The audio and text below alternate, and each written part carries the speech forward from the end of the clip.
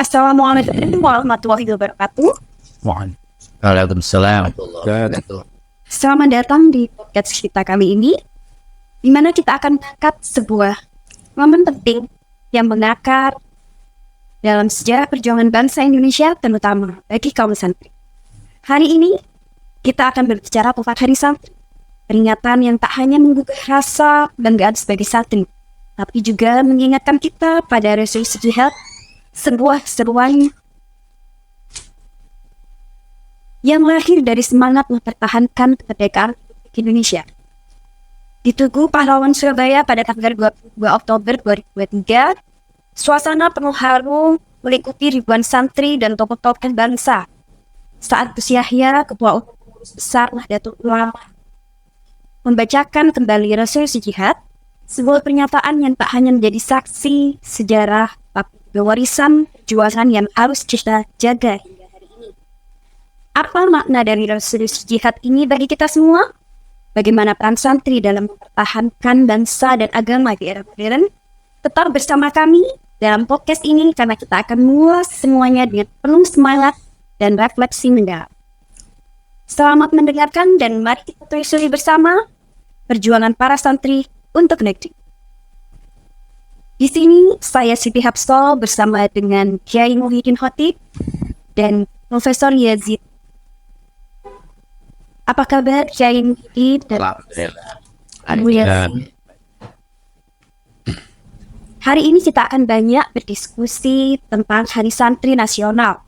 Kira-kira menurut Kiai Muhyiddin dan Profesor Abu Yazid, seberapa pentingkah Hari Santri untuk para santri di Indonesia? Baik, Hari Santri Nasional itu tercetus pada 15 Oktober 2015 yang dituangkan dalam keputusan Presiden nomor 22 2015.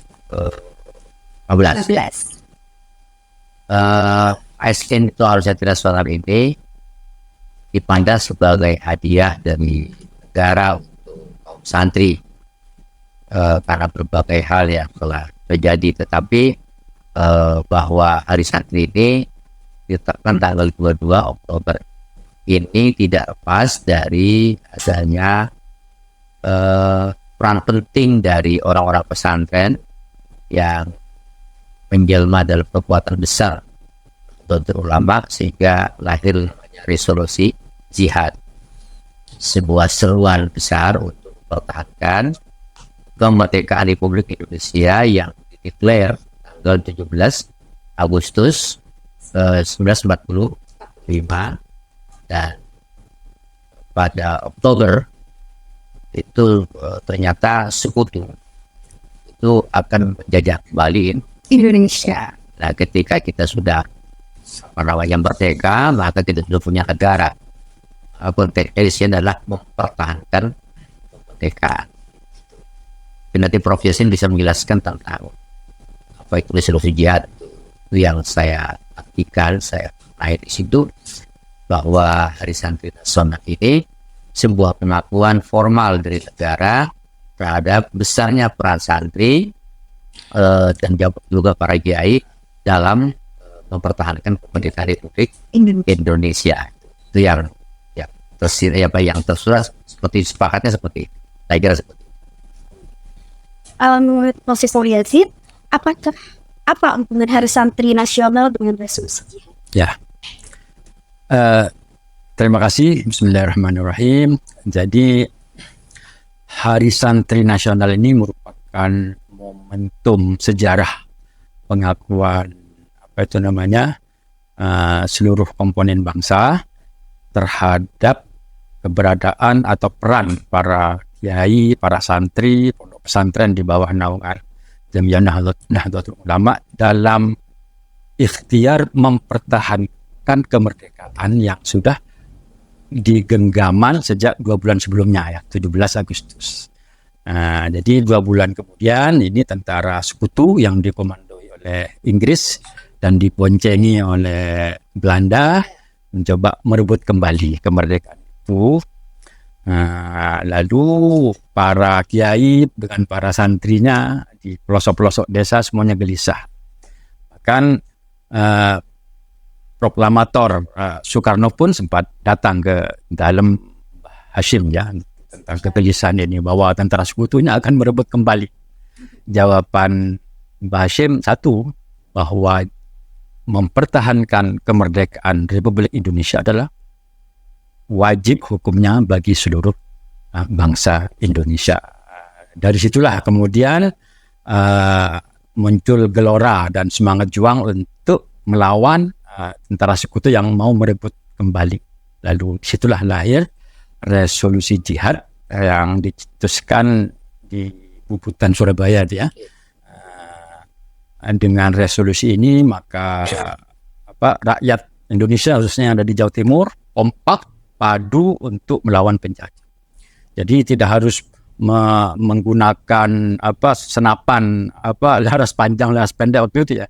Seadanya mereka gunakan senjata yang dikenal dengan istilah senjata bambu runcing gitu ya. Itulah akibat gelora yang disemangatkan oleh Mbah Hashim Asy'ari dengan konstituennya pondok pesantren di seluruh Jawa Timur khususnya, di seluruh Indonesia pada umumnya. Lalu terjadilah pertempuran sangat-sangat dahsyat pada 10 November 1945. Betul, pada akhirnya rakyat Indonesia, pejuang Indonesia, para santri bisa menguasai keadaan. Tetapi para syahid, para syuhada, para pejuang yang gugur luar biasa banyak. Luar biasa.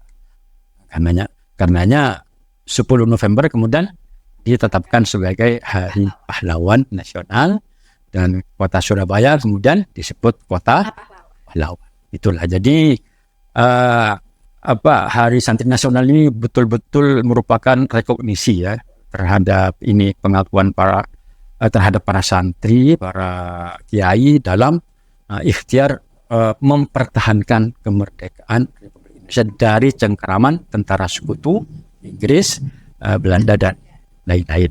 Tuh. Ya, saya mau bayar sedikit. Jadi dari Prof. Yasid sangat penting dicatat saya kira itu bahwa penetapan Surabaya sebagai kota pahlawan itu nggak terlepas dari perjuangan rakyat Jawa Timur, khususnya yang disemangati oleh jihad dalam resolusi jihad yang ditandatangani oleh Rais Akbar Nahdlatul Ulama waktu itu Kiai Haji Hashim Asy'ari. Catatan penting dalam proses jihad atau melawan itu bahwa di sini ada kategori jihad ya. Jadi supaya dijelaskan nanti tidak sama dengan kelompok jihadis yang sekarang ini berkembang atau yang cenderung radikalis tidak itu. Tetapi bahwa ini musuh kita nyata adalah Belanda, adalah sekutu yang mau mengambil alih kembali terhadap kemerdekaan Republik Indonesia. Itu kata kunci kesepakatannya. Bukan jihad itu dihadapkan kepada persoalan bangsa kita sendiri yang nggak selesai. Itu bukan jihad. Tapi kita harus bersama-sama mengakui memang ada kekurangan. Tetapi bahwa kekurangan itu harus dibenahi. Ini adalah merupakan tanggung jawab bersama. Tidak harus bernama jihad dalam arti berperang. Kemudian yang kedua, jihad artinya tidak hanya berperang di medan tempur seperti itu, enggak. Tapi berupaya keras, jihada, berupaya keras, berpikir keras untuk memajukan umat ini dari segala keterpurukan, kemiskinan, kebodohan, keterbelakangan, dan lain-lain merupakan upaya yang juga maknanya jihad itu. Ini kan penting menjelaskan supaya sekarang ada jihad itu kan ya. Jadi jihad itu artinya adalah semangat juang untuk mempertahankan keadaan khusus yang ASN ini adalah keadaan kita sudah merdeka. Ya, saya kira itu. Ya. Mengapa Hari Santri baru ditetapkan saat pemerintahan Pak Jokowi? Apakah belum ada pembahasan tentang Hari Santri pada pemerintahan sebelumnya? Oh iya, saya ingat bahwa memang para kiai itu ya, walaupun dalam perang kemerdekaan banyak terlibat, terutama gerakan Sabilillah, Hizbullah Sabilillah, ya. Tetapi setelah kemerdekaan dicapai, yaitu pulang ke barat, pulang ke pondok pesantrennya masih tidak untuk jadi ini, jadi itu, nggak rewel, nggak. Yang penting ini sudah keadaan dikuasai, monggo sekarang anak-anak bangsa berjuang dan sebagainya. Tidak rebutan siapa yang jadi presiden, tidak rebutan siapa yang jadi anggota DPR, enggak di situ. Tetapi itu adalah tidak mau rebutan di situ karena dasar perjuangan adalah keikhlasan. Sehingga semangat keikhlasan ini terendam begitu sangat lama sehingga seakan-akan ini sejarah mau dihilangkan. Nah, sehingga dalam beberapa periode dan sebelumnya ya, beberapa periode bahkan di masa Gus Dur sendiri ini belum terungkap. Tetapi bahwa ini adalah dokumen penting harus diangkat ke permukaan, maka ini adalah terus tidak didiamkan. Untungnya waktu itu Pak Yazid ya Prof. Kiai Hasyim Asy'ari sudah ditetapkan sebagai pahlawan nasional.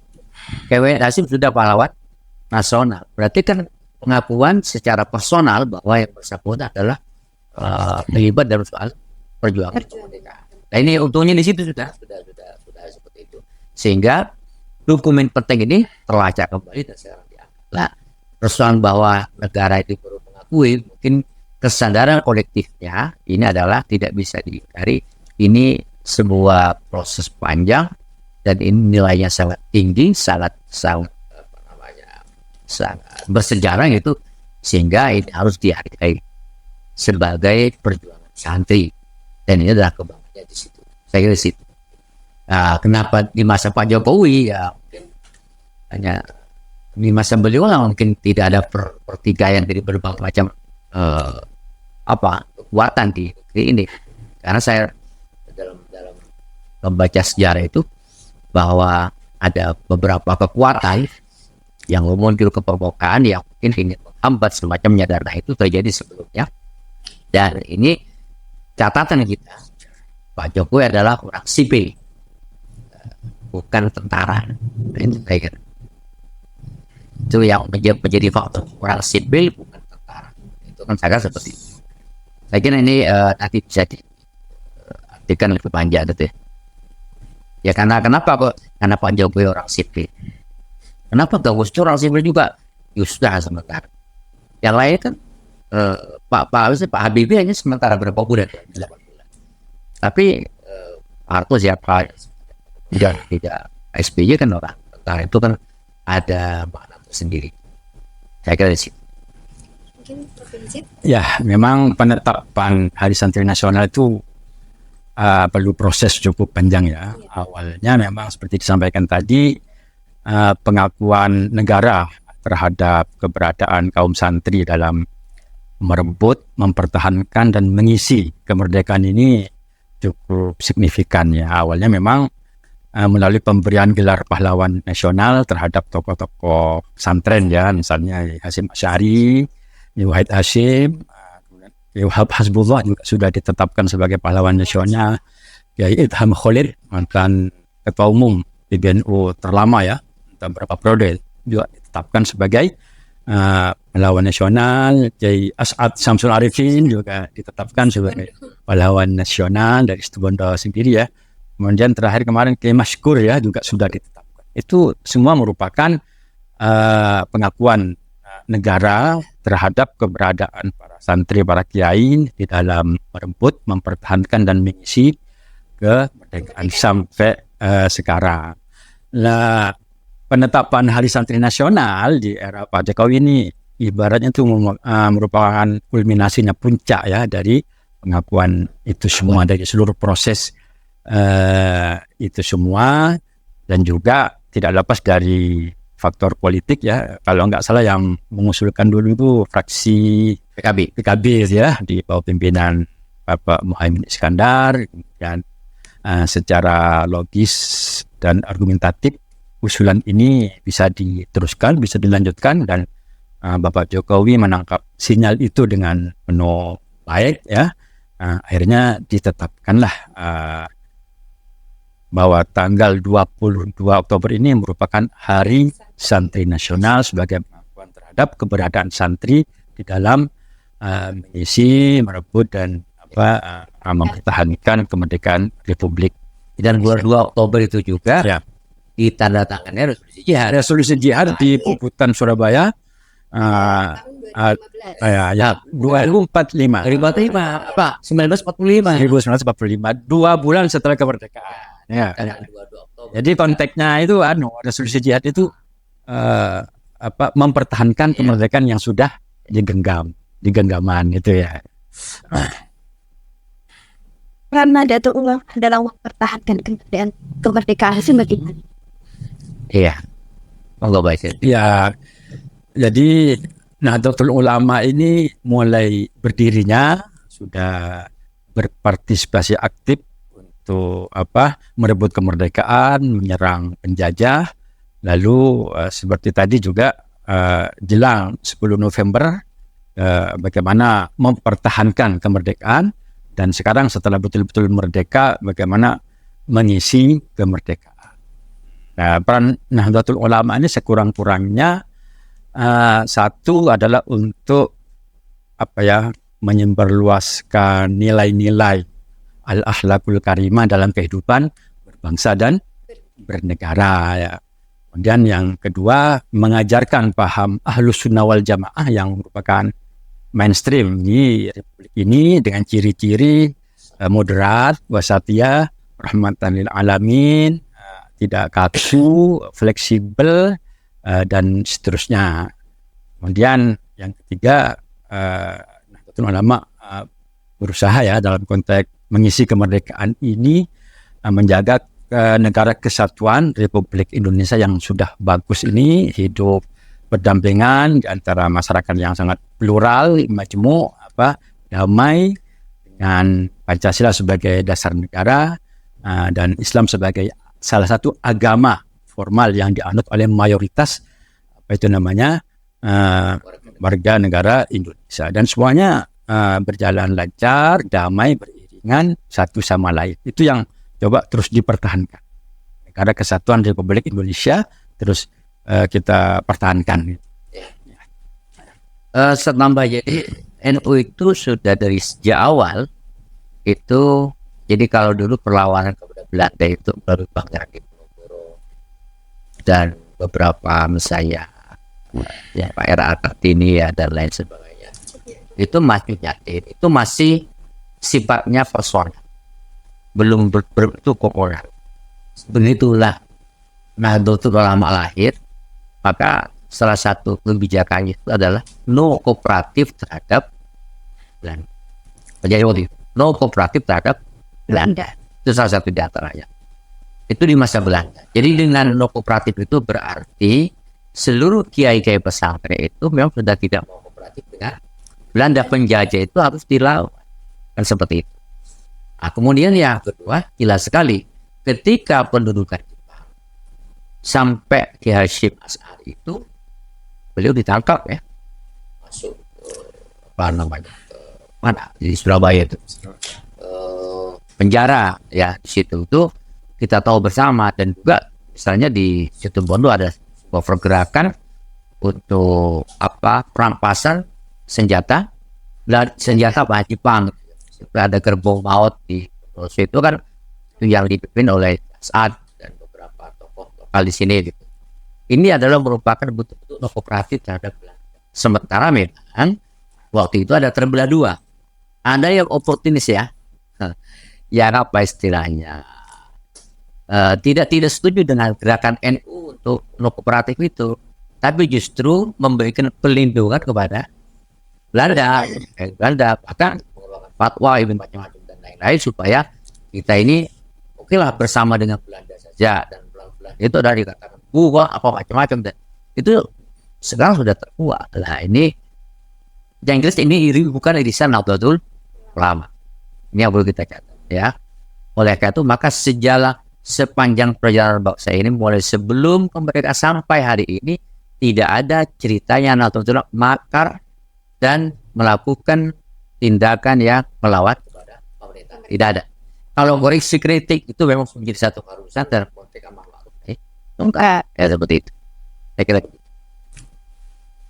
Bagaimana tanggapan soal adanya fenomena terhadap pembelokan sejarah tentang berdirinya NU? ya, baik sederhana.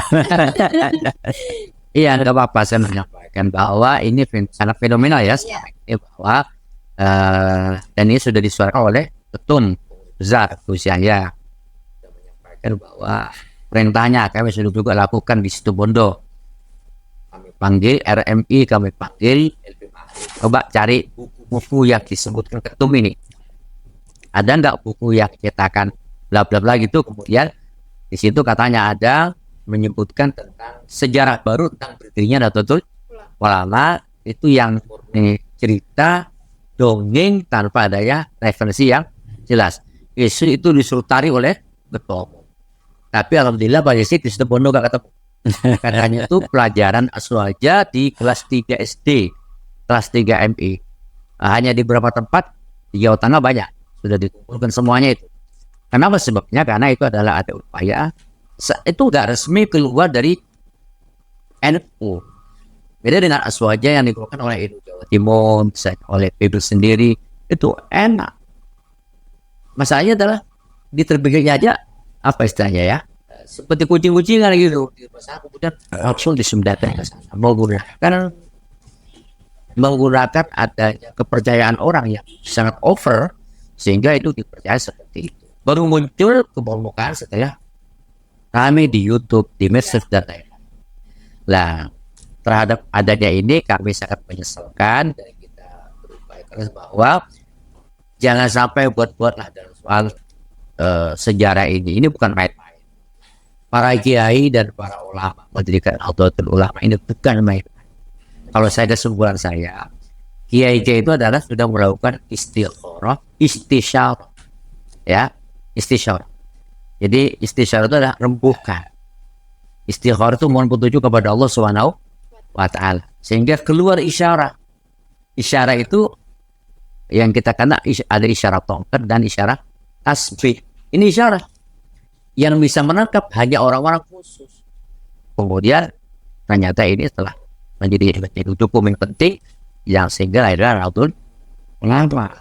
Mari saya ke Buir tanya sama Kiai Kikin, Kiai Abdul Hakim Mahfud, ada Kiai yang ada sampai di YouTube dikeluarkan tuh kan, memang tokohnya ini.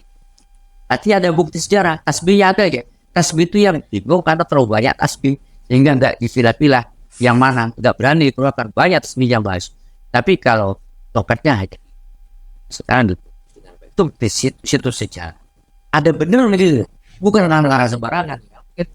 Nah, mungkin dari aspek akademisnya kira-kira ini adalah nilainya seperti apa Pak Yesil? Ya. Jadi PBNU saya kira sudah gerak cukup cepat ya, sehingga buku yang dianggap menyimpang itu tidak sampai beredar secara nasional. Bukunya di Situbondo kita tidak menemukan. Momentum ini mungkin menjadi pelajaran sejarah bagi kita, bagaimana selain sejarah berdirinya NU oleh tokoh nasional, pendiri NU secara nasional, ini juga di masing-masing daerah itu di buku aswaja yang diajarkan di Ma'arif, di pesantren-pesantren itu juga bagaimana ada distingsi dengan memasukkan muatan-muatan lokal. Dan PCNU Situbondo sudah melakukan hal itu. Jadi buku-buku aswaja yang diajarkan di anak-anak NU di Situbondo ini selain mengacu merefer kepada buku-buku NU secara nasional, pendiri-pendirinya ini mulai dari Mbah Hashim, Mbah Wahab, Mbah Bisri dan seterusnya, juga ada bab atau subbab tersendiri yang mengangkat potensi NU secara lokal Situbondo. Dan kebetulan Situbondo ini lokalnya ini berbau nasional karena ada As'ad Samsul Arifin yang ada di Situbondo, tapi juga beliau berlevel nasional, bahkan juga termasuk generasi pendiri ya, jadi mediator berdirinya NU antara Mbah Khalil Bangkalan dengan Mbah Hashim Asy'ari. Itu As'ad yang menjadi lah, itu diangkat melalui kearifan lokal di Situbondo. Bahwa buku-buku aswaja Situbondo beda dengan PJ-PJ yang lain. Tetapi tidak beda 100%, ada tambahan muatan lokal. Dan ini sudah di launching, sudah dibuat bukunya oleh PJNU dan sudah edar mulai tahun pelajaran kemarin ya sebenarnya. Ini juga dalam rangka defend untuk jangan sampai ada pembelokan sejarah lagi. Iya. Dan solusinya beliau tim ya yang nyusun. Jadi itu kita yang penting melangkah pasti gitu ya. Sehingga setelah sampai dapat laporan dari RRI dari Arif, nggak ada itu buku itu nggak ada yang bernada pembelokan. Tadi alhamdulillah terselamatkanlah generasi NU di Situbondo itu dari Kita harus sesuatu. kritis. Ya, tuh ya. Apa saja yang terkait dengan Hari Santri Nasional terhadap eksistensi pesantren di Indonesia? Baik, saya Pak ya. Jadi salah satu di antaranya ternyata kalau HSN adalah merupakan simbol sebuah pengakuan dari negara secara formal. Tetapi apa sekarang untuk peningkatan pendidikan pesantren? Kalau tadi Pak Yazid Profesor menyampaikan bahwa ini ada rekognisi terhadap santri ya, pengakuan. Maka sekarang dalam bentuk dokumen dan bentuk peningkatan pesantren, bersamaan dengan itu ada dua keputusan penting yang nanti perlu dipahami oleh semuanya. Pertama, kita sudah punya undang-undang pesantren nomor 18 2019 yang bergerak di bidang tiga hal, yaitu pertama rekognisi terhadap santri dan pesantren, yang kedua afirmasi, dan yang ketiga adalah fasilitasi.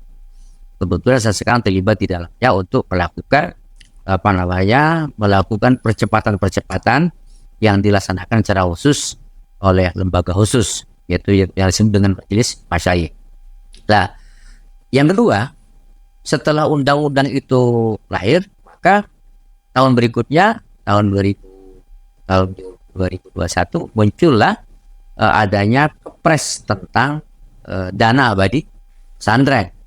Nah, ketika dana abadi pesantren berarti ini negara berupaya keras bagaimana untuk membayar utang, kira-kira begitu ya, membayar jasa-jasa pejuang dari pesantren terhadap bangsa dan negara ini, bahwa santri di pondok pesantren itu dengan berbagai macam variasinya yang sangat beragam dan juga dengan kekhasan yang berbeda, itu diakui oleh rakyat tanpa dibedakan dengan lembaga pendidikan yang lain secara global seperti itu. Nah, ini nampaknya program yang berkelanjutan sebagai buah dari yang bisa terpisahkan juga dari pengakuan terhadap Hari Santri Nasional itu. Dan ini kita yang sekarang harus bergelut di dalamnya untuk lebih lebih cepat, juga natural kita lebih fokus gitu untuk meningkatkan kualitas santri dari dengan komponen dari berbagai aspek, baik itu merupakan softwarenya maupun hardware-nya. Sehingga infrastrukturnya kita coba nanti seperti apa yang dilakukan, juga tenaga pendidiknya seperti apa, proses rekrutmennya seperti apa, ini kita mesti, sehingga nanti pada akhirnya pesantren yang sebagai gerbong kekuatan Islam moderat di Indonesia itu menjadi distingsi pendidikan secara internasional. Kalau orang datang ke Indonesia, kenapa Indonesia menjadi negara yang ramah, negara yang moderat, negara yang familiar, itu tidak lepas daripada mayoritas penduduk Indonesia adalah warga Nahdlatul Ulama yang basisnya adalah basis pesantren yang ajarannya Ahlussunnah wal Jamaah. Itu yang jadi catatan saya terakhir, mungkin seperti itu.